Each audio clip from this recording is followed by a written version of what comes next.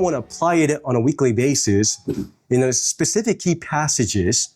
And I want you to point your finger and I want you to help you to see, hey, do you see what's being addressed here? What's being argued? What's the main message here, okay? So starting with George, maybe just point out one key prepositional connection, whether because, therefore, but, yet, and then I want you to explain what you see there. Does that make sense? And I want us to go to that passage. Okay? We can look at verse 6. Okay, Jeremiah? Yeah. 30, verse 30, yeah. verse 6, okay. Ask now and see whether a man is ever in labor with child. So, why do I see every man with his hands on his loins, Okay. like a woman in labor? Is this New King James? Yes. Okay. ESV failed to put that so. Okay. Yeah, that's good. I like that. I'm just going to highlight that. Orange. Okay. So, Jeremiah is saying, is there ever a man pregnant? Of course, the answer is no. Yeah. But then he's saying, so why do I see a man acting like a woman in labor? Yes.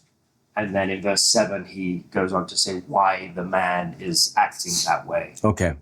So what's your main point here? What would you articulate here? my main point here would be that Jeremiah is Actually say that on the microphone, by the way.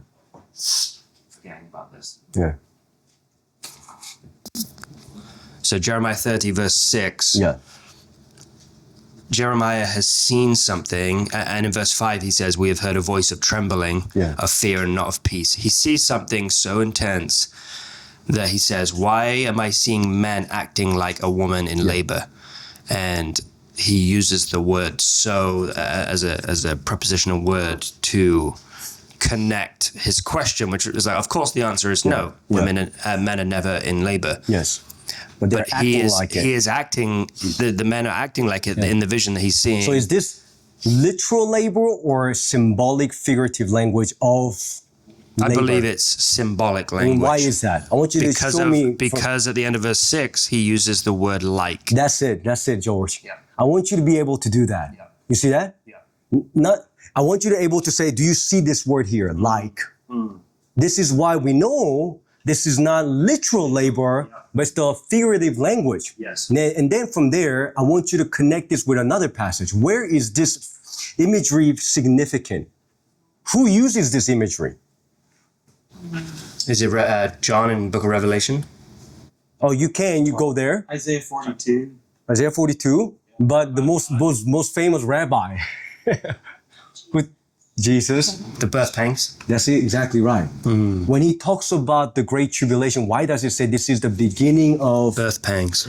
He's borrowing this imagery from Jeremiah, okay? So now I want you to also articulate, but I want you to continue. Do you see something else in connection in verse 6 and 7? Yeah, because it goes into verse 7. Okay. Verse 6 is the kind of the introductory imagery. Yeah. And the question would be, well, why is there symbolic, well, why is a man acting in such a way? Why is he so afraid? Yeah. And then verse 7, alas, for that day is great, so that none is like it. And that phrase, so that. Okay, I want everybody to highlight. Is an important phrase because in the book of Daniel, chapter 12, verse 1, and in Matthew 24, verse 21, and I believe in Revelation 7, I have that here. I don't have that one memorized in my head, but I know for sure that Daniel and Jesus describe this day that Jeremiah is also describing as a day of trouble unlike any other day preceding it or in the future. Yes. So there is a great day of tribulation coming unlike any other day, and that is what Jeremiah is describing here in verse 7. So that phrase, so that, is articulating what? The great day that Jeremiah is seeing is unlike any other. Right, the intensity of it. Yes. And he's explaining the nature of the intensity. Yeah. So by doing so, he's helping the readers. This is not talking about Babylonian captivity. Right. Does it make sense? So I want you to be able to articulate that. Do you see this phrase, so that? Right. Because you're tempted right now. This is in context of Nebuchadnezzar conquering Jerusalem. Right. Jeremiah wants you to know that's not what he's talking about here. Does that make sense? And I want you, George, to say, do you see the phrase "so that"? Because he wants you to see when he's referring to. Does that make sense? If you continue. And also the fact that Jesus in the future and Daniel in the future both use that same language, drawing on Jeremiah. Yeah. Therefore, we know it is not in the time of the Babylonian exile, Babylonian invasion. Yes. It is a yet future reality because Jesus talks about it how many years later? 600 years later? Yeah. And also 70 AD is not that because 70 AD, Why? Because it hasn't been the most day of trouble. Like the Holocaust was worse than 70 AD. But then our millennialists will argue this language, none like it is figurative. I'm going to argue. How are you going to argue against that? You have the answer, George. I want you to look closely in verse 7. You have the answer for that. It is the time of Jacob's trouble, but he shall be saved out of it. What about it? Yeah, well, Jacob wasn't saved out of the trouble. Okay, I want you to point that They out. say that Jacob. What's the key prepositional phrase here? But. That's it. Yeah. I want you to pause. Does it make sense? Don't move too quick. I want you got to help your reader to see that. You got to put your finger and then put your finger in that word but. Do you see the word but? Jonathan, put your finger in the word but. Kathy. Yes, sir. Right here. At the end of verse 7. Yeah, but. It is the time of Jacob's trouble, but he shall be saved. This is, guys, this is the best way to tear down the 70 AD argument. Because when Jesus talks about trouble, he has the whole context in mind. The Jacob's trouble is a labor pang unto what? Unto salvation. You see that? So I want you to Not under replacement or this is destruction. it. And then you throw the punch. The judgment of God is not punitive but redemptive. You see what I'm Because the saying? 70 AD argument is, yes, it was the time of Jacob's trouble, period. They are finished. There is no, but he shall be saved. 70 AD takes us into replacement theology. Yes. You see what I'm saying? So, And then they would say, well, now that he is the church, it's not Jacob. Well, you can't do that. Yeah. That's not honest. okay. That's not Do true. you see anything else here? In verse 7? Verse 6 and 7. Anything else that could really bring the meat of your message?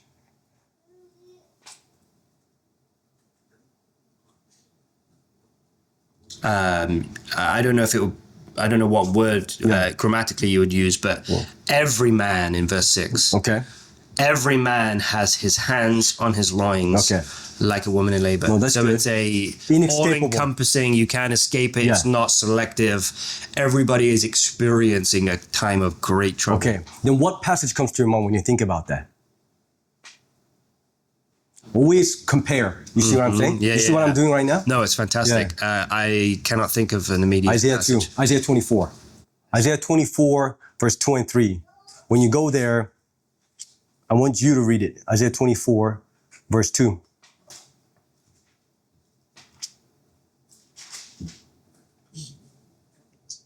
And it shall be as with the people, so with the priest, as with the servant, so with the master, the maid, the mistress, the buyer, the seller, the lender, the borrower, the creditor, the debtor.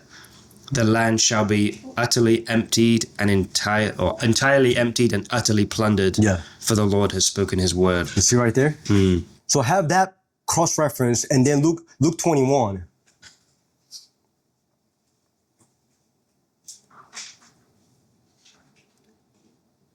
$36.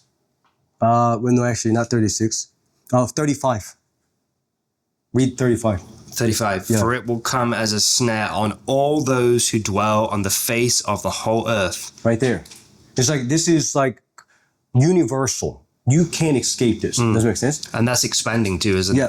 it? That's beyond Jacob. Yes. All those who, unless whole earth means the land of Israel. Right. Which I don't know what you would say on that point, but Yeah. anyway, maybe go into the weeds a little bit Yeah. for the purpose of this. I think it's both end. Sometimes, like the way the prophetic passages work, I think this was a helpful lens. This is the way John Piper explained it. And I think George Ladd, the famous New Testament theologian George Ladd, explained it this way. He says, when you drive, we love driving to Colorado. But there comes a moment where after 8 hours, you finally see the little peak. It's a good feeling. And Anna and I, we always like shout. We're like, oh, finally. Like after 8 hours of playing cornfield, you finally see a little bump on the horizon. But from that distance, you can't tell if that bump has a one peak or two peaks or multiple peaks. You see what I'm saying? This is how prophets saw the prophetic vision. From their distance, they couldn't tell if this is a first or second or if this is after 1,000 years. They just prophesied. But within the same verse, there are multiple peaks. Yes. So the more you get closer, you discern, oh, this is first coming. This is second coming. This is at the end of the millennium. You see what I'm saying? So I want you to have that lens. And so same thing when Jesus declares it. I mean, obviously Jesus knows, but he has the immediate context of, yes, this is about the land, but he's got the global context, the global day of the Lord. Does that make sense? So don't let anybody pit this versus that. A lot of times in interpreting prophecy, this is a key principle. It is both and. That is a helpful lens. Does it make sense? It's both the land of Israel and the global. Yeah, does it make sense? Okay. Within verse 6 and 7, maybe I'll point out this to you, George. One more thing. Yeah. Like a woman in labor, that gives a positive perspective. It's good. That's really good. You see what I'm saying? Yeah. Because labor is always unto the newborn. Wow. Right. So you already mentioned it, but I want you to use the imagery connected with the bod. Does it make sense? So, but I want you to do it connected with the bod. You say, yeah. So as Jeremiah is explaining this most terrifying moment, his point is actually about the labor.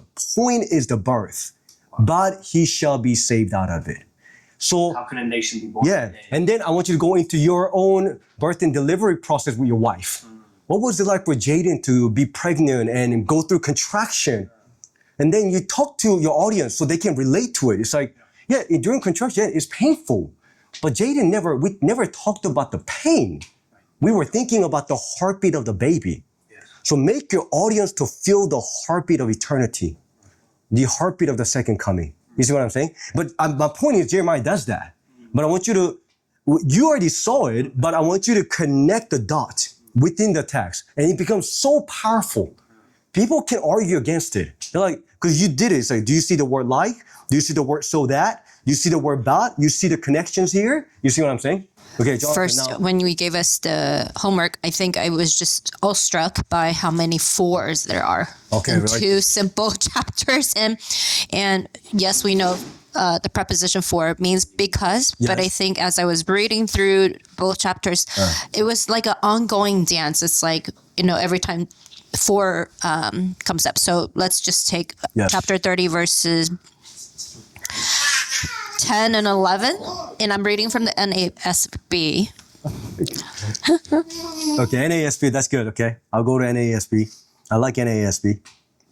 Verse 10, fear not, O Jacob, my servant, declares the Lord, and do not be dismayed, O Israel, for behold, I will save you from afar, and your offspring from the land of their captivity, and Jacob will return. 11, for I am with you, declares the Lord, to save you. For I will destroy completely all the nations where I have scattered you. So in context, to continue from verses 6 and 7, we're talking about Jacob's trouble in the day of distress. And here the Lord is giving just reasons, one after the other, for their complete salvation. And the imagery is they're coming back. Yes. They're coming back from afar because the Lord has never left them or forsaken them. I am with you, and he will destroy all the nations where he has scattered them. So that was just one thing that popped out. I want you to point out, you're on a right passage right now. I wanted to highlight this passage. Verse 11, okay? I'm glad that you saw two because, okay? So you gave, hey, look, do you see that God is insisting they do not fear? But to be frank, how can somebody not fear great tribulation, okay? That's like, so you got to give the reasoning. What's the Lord's logic? how does he explain to them? How does he persuade them not to fear? Within verse 11, I want you to point out. Verse 11 or verse 10? Verse 11, okay? In verse 11, okay? First, you point out one reason. I will make complete destruction of your enemies. That's good. But then what else is happening there in verse 11? His salvation is to the end. He will not destroy them completely. I don't want to go into that last part, but I don't know why I hesitate when he says, I will chasten you justly and by no means leave you unpunished. Is he saying, this is more of a question and pondering is, well, I'm bringing back to chasten you? Yeah. No. Chasten you? He's not. Yeah. Okay, the but. Yeah. See, I want people to know that we're wrestling with this. Yes, for there sure. are phrases where we don't want to go into it. We're like, I'm not sure if I want to. Yeah. Yeah. Does it make sense? Yeah. But without going in here, that door is not complete yet. And I'll try to, verbalize my thought because from verse 10 on, it was just so positive. You know, he's bringing them back. He's drawing them near. He's declaring because fear not, because I am with you. Yes. So when we get to the last part of 11, but I will not destroy you. Okay, so he's destroying every other nation who has, went after them, but he will not destroy Israel completely. But is it for this reason? I will chasten you justly, meaning I will bring justice upon, because justice has to do with God sticking to his own word. Yes. So he will chasten them. Yes. And not leave them unpunished. Yes. Because, the punishment was being out of the land. Yes. Now they're back. Okay. So what is being said to Israel is this. The Lord is actually establishing a principle. And I want you to be able to see that. He's saying, I will make a complete end of your enemies. I'm not going to make a full end, meaning you will never disappear from me. So that's the good news. But then Israel goes, oh, that means we don't get to go through great tribulation. The Lord goes, that's not what I meant. He said, but by no means, I'm going to leave you unpunished. Means, Back to he's going back to Jacob's trouble. He's establishing a principle. Just because I promise you for restoration doesn't mean I won't discipline you. That's a very important principle there. Does it make sense? Because a lot of times when people are staying with Israel, they are either right or left. Yeah. You see? They're like, oh, God's just going to bless. God's going to bring peace. You see, he ended the war. There will be no more calamity. That's actually not what God says. That's not true. No. The Lord says, this war? October 7th? Yeah. Everybody's happy. You see, all the Christians forever. And all the Christians are saying, and this is not going to happen again. And the Lord says, but who's chastening Israel? You see that word I want you to highlight that. Don't only look at conjunctions, look at the nouns. Who's the noun here? Is it Assyria or is it God? That's a big statement right there. Is that I? So who's in charge of Jacob's trouble? Satan or Yahweh? Who's in charge of the Holocaust? Who's in charge? You see what I'm saying? You see where this is going? This principle is critical. But you're not just philosophically, but you're not philosophically arguing this. Yeah, and it's the reason why the Jew said, I refuse. Please to consider. Right. Does it make sense? This is too disturbing. But guess what? There's no comfort in diluting or dismissing the word of God. The only way of salvation is repentance. So, but I want you to hear this, okay? Though you can also highlight one more word in verse 11, okay? Verse 11, do you see the word justly? Yeah. In Hebrew, that word means justice. So what is the Lord saying there with that phrase, with that adjective? Is that adjective? Yeah. Justly? No, I don't know. That's where my Okay. I think it's adjective, okay, right? Okay.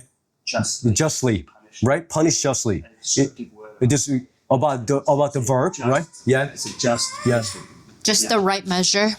Okay. What's the message of that? Like to summarize what you said is you were in the wrong and you will know. Yeah. And you have life because I'm the Lord who gives you life. Yeah. However, I think the verse behind it kind of explains it. By no means leave you unpunished. Yeah. So the justice of God is He will discipline because He doesn't leave them as orphans. If these are sons, He will discipline. Okay. So it is the justice of God, but the word justly also articulates something about the nature of God. What is it? Can you think of something? The nature of God. Yeah. This measurement, what he's saying. So here, let me help you. What he's saying is the great tribulation that we feel like, man, how could a God of love be so extreme? He's saying actually it's not extreme. This is a perfect measure. So here's a message behind this word justly. Now comes a message. Now you can say to your audience, when you think about great tribulation, if you feel this is too extreme or too severe, that is a diagnosis of how much you underestimate the sin, the nature of sin. Mm-hmm. The depravity of sin. You see what I'm saying? Yeah. And then to argue that, I want you to see another prepositional phrase in the next verse. What's the next prepositional phrase? For. Okay. And what does the Lord say? Thus says the Lord, your wound is incurable. Your injury is serious. So what's the analogy here? Kathy, I want you to explain it. The what? The analogy? You know, analogy. Yeah, analogy. What's he describing? What does that mean? If You've been wounded and you're going towards death. Like you're gonna die if I don't heal you, if I don't save you. That's a key. Yeah. So what's the picture the Lord's giving to Israel? on the deathbed. Deathbed. And what is the Terminal Lord doing? illness. So the great tribulation and his discipline Salvation. is how would you describe it in surgical terms? He's the surgeon himself. That's it. That's what you need to You're see. sick and I need to do this operation on you. For what? To what? Onto your healing. That's the key. You see that? That word for, you're able to articulate that. This is not about destroying you, it's about curing you. Okay. It's almost like, can I say something? Yeah. It's almost like if we look at verse 7, Yeah. Jeremiah says, the day is great, none is like it. Yeah. It is the time of Jacob's trouble, but he shall be saved. Yes. It's almost like the time of Jacob's trouble, they are on the operating table. Yes. And that incurable terminal wound Yes. is getting operated on in a severe way because of the severity of the sickness. Yes. But ultimately, Israel will get up off the deathbed or off the operation table, and she will actually make a full recovery. That's it. When she's been counted out, when it seems like there is no hope, it's just a valley of dry bones, God breathes life and actually resurrects, not just like, oh, you have a bit of a heart issue and we're just going to go in. Like there is no hope. Yes. And the Jehovah Rapha, like the true miraculous Healer. creator and healer, does a miraculous surgery that no human could ever do. And though it's incredibly severe, you think about like if you've got gangrene in your leg, you got to do severe surgery. You have to amputate. Yes. Which seems so harsh. Yeah. Like now I have to have no leg. Yeah. But you would have died if I hadn't done that. That's exactly the picture the Lord's giving. But do you see the mercy of God? Yes. This is how God explains the great tribulation. Wow. I mean, you see power of this imagery. Wow. Then everything changes, the way we view. So the way the Lord explaining great tribulation is a C-section. Wow. So you're not able to give birth by yourself. So I'm going to put you on this process of surgery, but we're going to give birth to this baby. Wow. To this new heavens and new earth. You see what I'm saying?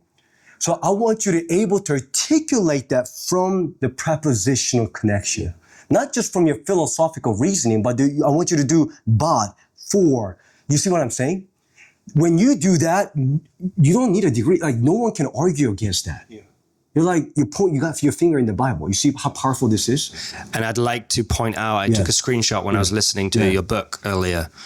And there's a phrase that you wrote, a sentence that was so impactful to me. It says, his judgments are not a merciless force bent on destruction, but a desperate measure to save humanity from self-destruction.